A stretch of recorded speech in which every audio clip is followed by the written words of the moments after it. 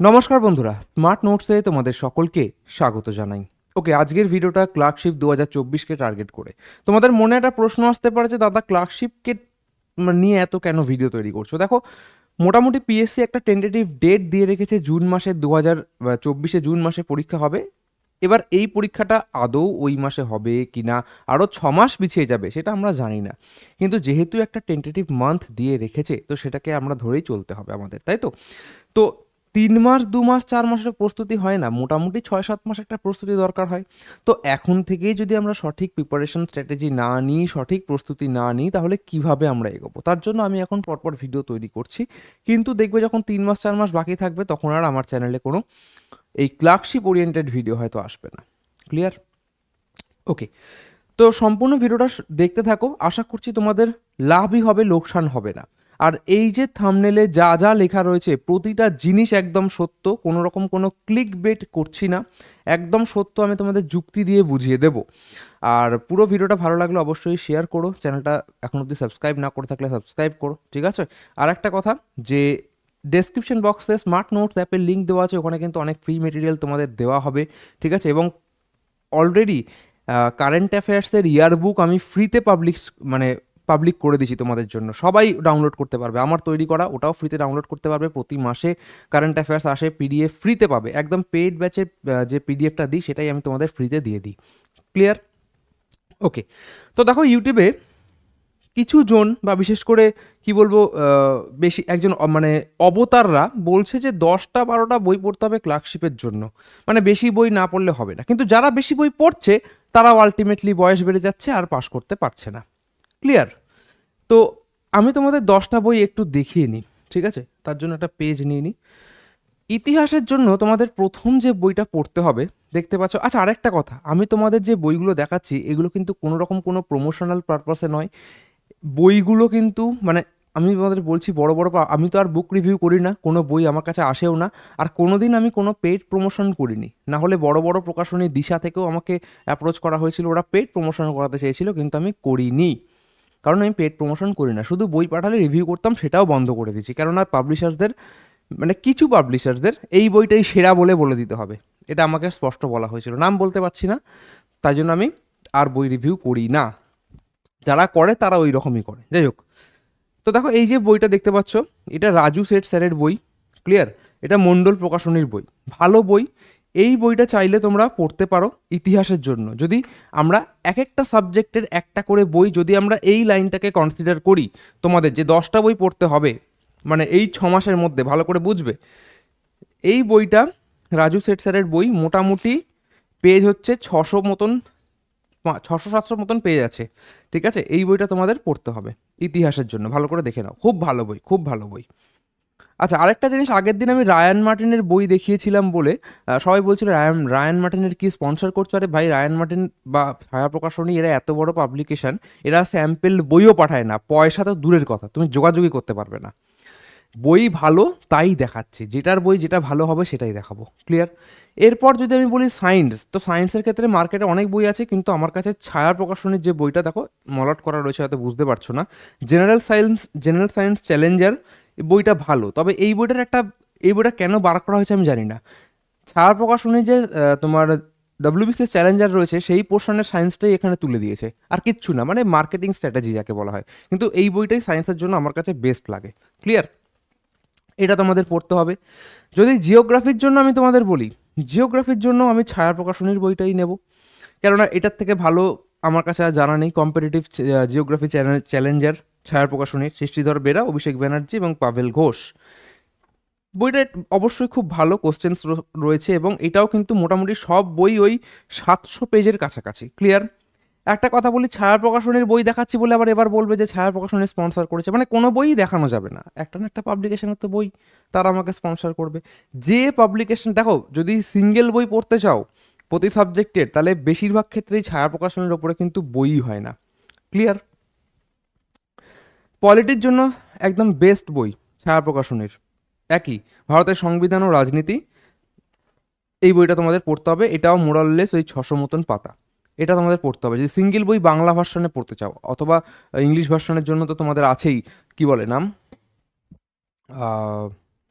লক্ষ্মীকান্ত। এবার ছায়া প্রকাশনী যদি তোমরা পলিটি না পড়তে চাও, তাহলে পলিটির আরও একটা খুব ভালো বই রয়েছে মন্ডল পাবলিকেশনের, ঠিক আছে?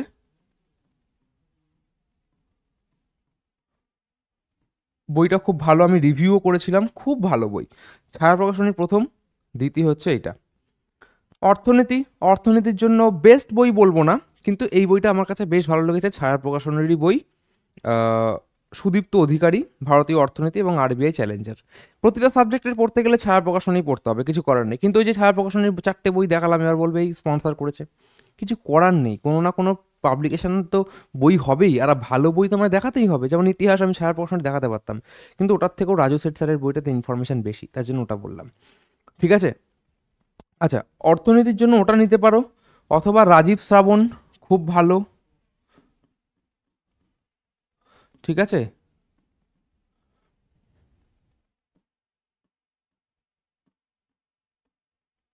রাজীব শ্রাবণ খুব ভালো বই। এই দুটো বইয়ের মধ্যে যে কোনো একটা তোমরা নিতে পারো পার সাবজেক্ট বই পড়ার জন্য, যদি ভালো করে বলছি, যেটা আর কি সবাই বলছে 10টা বই পড়তে হবে। অঙ্কের জন্য সত্যি কথা বলতে প্রথম আমার অপশন থাকবে সুবীর দাস, ঠিক আছে? ম্যাথের জন্য আমার কাছে প্রথম অপশান যেটা, সেটা হচ্ছে সুবীর দাস।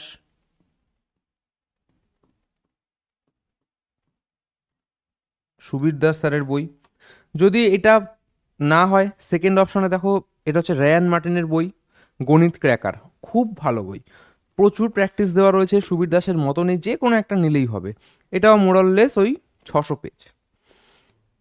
আচ্ছা, স্ট্যাটিক জিকে, স্ট্যাটিক জিকের জন্য অ্যাজ সাচ সেরকম কোনো ভালো বই নেই বাংলাতে। একমাত্র যেটা রয়েছে সেটা হচ্ছে তপতি পাবলিশার্সের বই, জেনারেল নলেজ এনসাইক্লোপিডিয়া 2024-2025, হয়তো কিছুদিন পরে বেরিয়ে যাবে।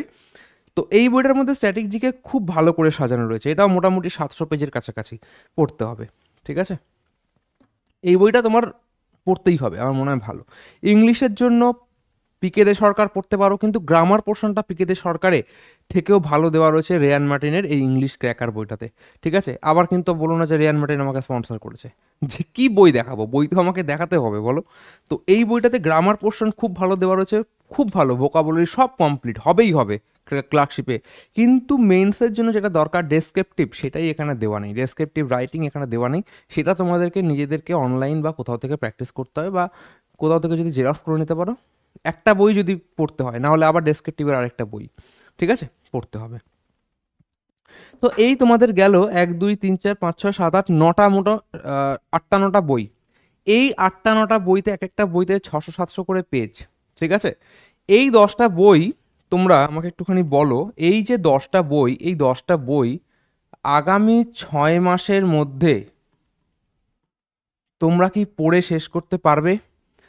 আগামী 6 মাসের মধ্যে এই 10টা এই 9টা বা 10টা বই, বা 8টা 9টা 10টা যাই হোক, এই বই কি তোমরা পড়ে শেষ করতে পারবে? এবং শেষ করার পরে কি তোমরা রিভাইজ করতে পারবে? আগে একটু ভালো, আমি তাদের কথা বলছি যারা এখন অবধি প্রিপারেশন শুরু করেনি, শুধুমাত্র ক্লার্কশিপ থেকে শুরু করতে যাচ্ছে। আমি একদম নতুন অ্যাসপিরেন্টদের কথা বলছি, কিন্তু যারা বইগুলো একবারও পড়েনি তাদের কথা বলছি। তারা কি 6 মাসে পড়ে রিভাইজ করতে পারবে? মিনিমাম তো 3বার রিভাইজ করা দরকার।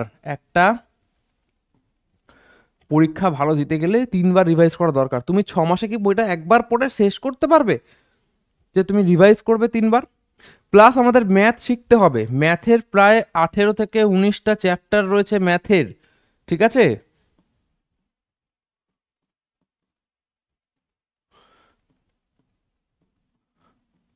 ম্যাথের শেষ করতে পারবে? শিখে প্র্যাকটিস করে শেষ করতে পারবে? ইংলিশেরও প্রায় 10 থেকে 15টা চ্যাপ্টার রয়েছে, আমি রাফ ধরছি, ঠিক আছে?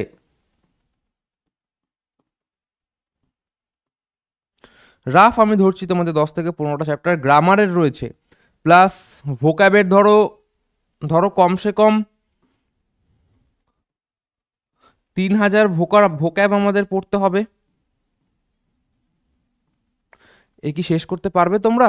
আগে আমাকে একটু নিজেদের মনকে প্রশ্ন করো, যে শুধু যদি ক্লার্কশিপ টার্গেট হয়, শুধুমাত্র ক্লার্কশিপের জন্য 6 মাসে কি এইগুলো করা সম্ভব হবে? তাহলে আমি তোমাদের কি ভুল বলেছিলাম, বা কি তোমাদের আমি মানে ভুল স্ট্র্যাটেজি দিয়েছিলাম যে 3টে বই পড়লে হবে না বা 3টে বই 4টে বই তোমাদের করতে হবে, এটাই মোর দ্যান এনাফ হয়ে যাবে, তুমি ভাবতে পারবে না। এগুলো তো তোমার সম্ভবই নয়, 6 মাসের মধ্যে সম্ভবই নয়। যে বলছে যে 10টা বই বেশি পড়তে হয়, বড় বড় জ্ঞান দিচ্ছে, ঠিক আছে, তার নিজেরই ক্ষমতা নেই পাশ করার।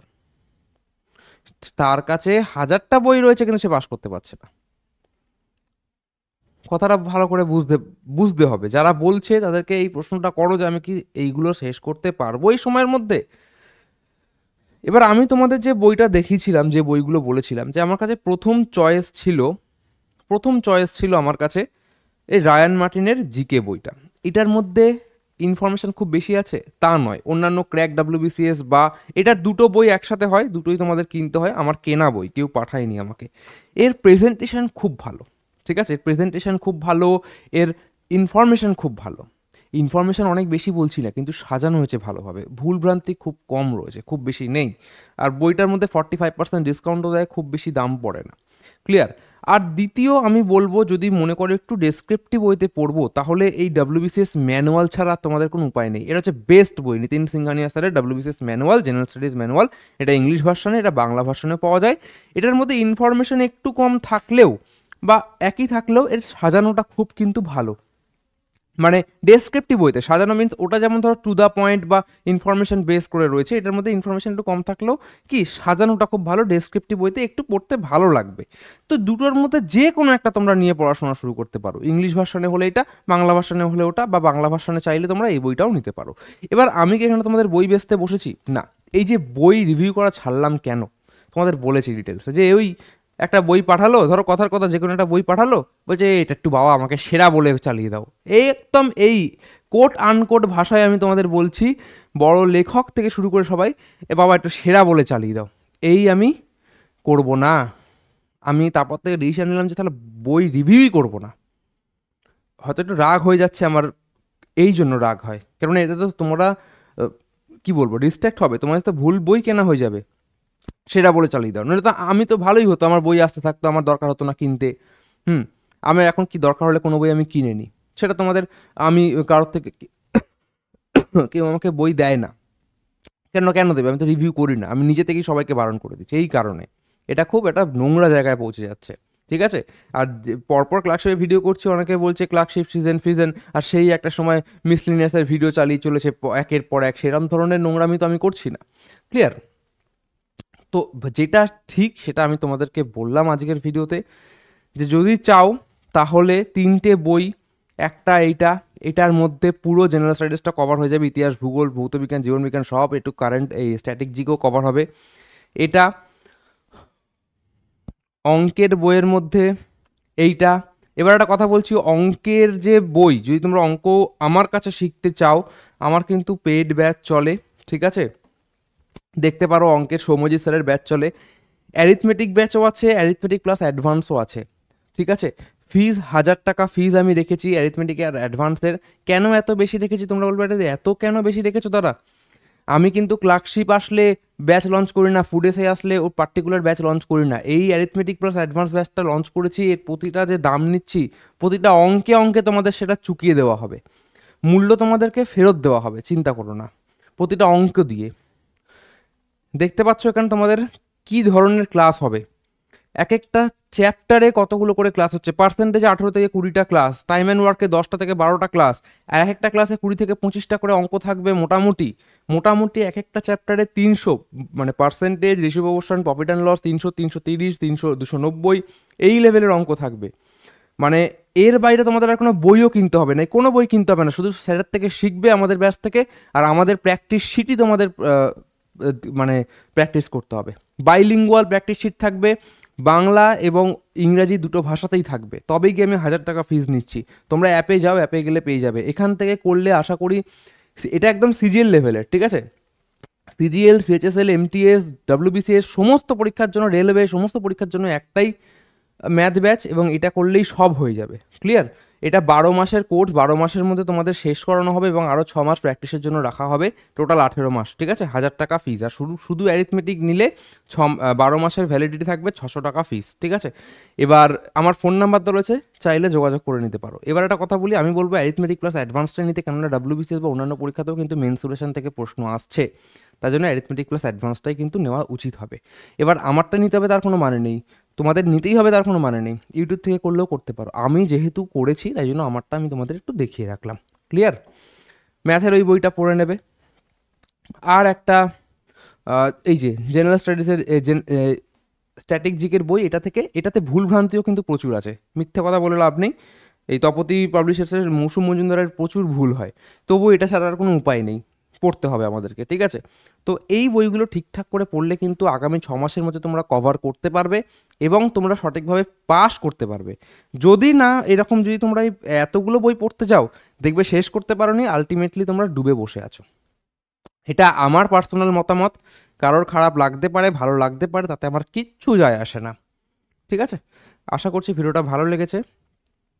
দেখা হচ্ছে পরের অন্য কোনো ভিডিওতে। ধন্যবাদ।